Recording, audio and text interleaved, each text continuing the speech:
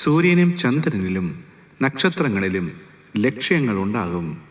കടലിൻ്റെയും ഓളത്തിൻ്റെയും മുഴക്കം നിമിത്തം ഭൂമിയിലെ ജാതികൾക്ക് നിരാശയോട് കൂടിയ പരിഭ്രമമുണ്ടാകും. ആകാശത്തിൻ്റെ ശക്തികൾ ഇളകിപ്പോകുന്നതിനാൽ ഭൂലോകത്തിന് എന്ത് ഭവിക്കാൻ പോകുന്നു എന്ന് പേടിച്ചും നോക്കി പാർത്തും കൊണ്ട് മനുഷ്യർ നിർജീവന്മാരാകും. അപ്പോൾ മനുഷ്യപുത്രൻ ശക്തിയോടും മഹാതേജസ്സോടും കൂടെ മേഘത്തിൽ വരുന്നത് അവർ കാണും. ഇത് സംഭവിച്ചു തുടങ്ങുമ്പോൾ നിങ്ങളുടെ വീണ്ടെടുപ്പ് അടുത്തു വന്നതുകൊണ്ട് നിവർന്ന് തല പൊക്കുവിൻ. ലൂക്കോസ് എഴുതിയ സുവിശേഷം 21-ാം അധ്യായം 25 മുതൽ 28 വരെയുള്ള വാക്യങ്ങൾ. വാഗ്ദത്തത്തിൻ സമയമാണിത്, മഹത്വത്തിന്റെ ദിനങ്ങളാണിത്. യാക്കോബ് ഇസ്രായേലായി മാറും, ഇടയൻ